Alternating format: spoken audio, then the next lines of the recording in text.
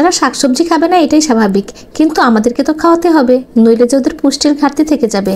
আর ডিম খাওয়াতে গেলে তো মহা যুদ্ধ করতে হয়। সিদ্ধ ডিমের সাদা অংশ খাবে তো কুসুম খাবে না, একদমই কুসুম পছন্দ করতে চায় না বেশিরভাগ বাচ্চারাই। তাই কুসুম যেন খেতে পারে সেজন্যই আমি আজকের এই রেসিপিটা নিয়ে আসছি।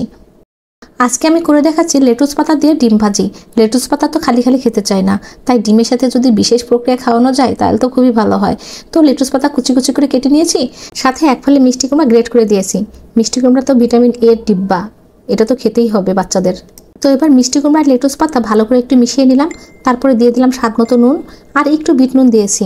বাচ্চা যেহেতু খাবে সেজন্য আমি একেবারে খুব ছোট একটা কাঁচামরিচ দিয়েছি কুচি কুচি করে কেটে। তো এবার আমার লাগছে ডিম, আমি ডিমটার সাদা অংশ আর কুসুম আলাদা করব। সাদা অংশটা আমি লেটুস পাতার ভিতরে দিয়ে দেবো আর কুসুমটা একটা বাটিতে আলাদা করে রাখবো।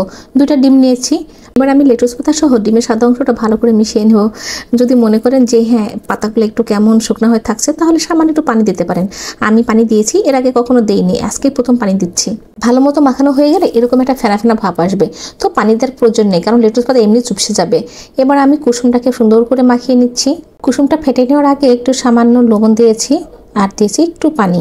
এবার আমি দুটোতেই একটু গোলমরিচ ক্রাশ করে দিয়ে দিয়েছি, এতে স্বাদ আরও বাড়বে। তো এবার ভাজার পালা। ভাজার আগে তাওয়াটাকে ভালো করে গরম করে নেব, তারপরে আমি কুকিং অয়েল সয়াবিন দেবো। আপনি বাটারও দিতে পারেন, বাচ্চারা যেহেতু খাবে বাটার দিতে পারেন। আমি সয়াবিন তেল দিয়েছি, এর আগে আমি বাটার দিয়ে ভেজে দেখেছি, তবে সয়াবিন তেল দিয়ে ভাজলে বেশি ভালো হয়। মিশ্রণটা ডিম ভাজির মতো তেলের উপর দিয়ে দেবো, তারপর একটা স্প্যাচুলা দিয়ে ভালো করে চারিদিক দিয়ে ছড়িয়ে দেবো। আমি তাওয়াটা চেঞ্জ করেছি কারণ আমার ওই তাওয়াটা আট ছিল না, বেশি হয়ে গেছে। তো এবার যখন এটা ভাজা হয়ে যাবে তারপর এটা আমরা ফোল্ডিং করব, ভাজ করে দিব। ভাজ করে দিয়ে একটা রোলের মতো তৈরি করে একপাশে রাখবো।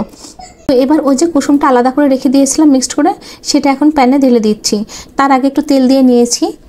এবার যখন কুসুমটা একটু ঘন শক্ত মতো হয়ে আসবে তখন ফোল্ডিং করা রোলটা আমরা আবার কুসুমের উপর দিয়ে ফোল্ডিং করে নেব। দেখুন এটা শুধু ছোটদের জন্য না, বড়রাও ভীষণ পছন্দ করে।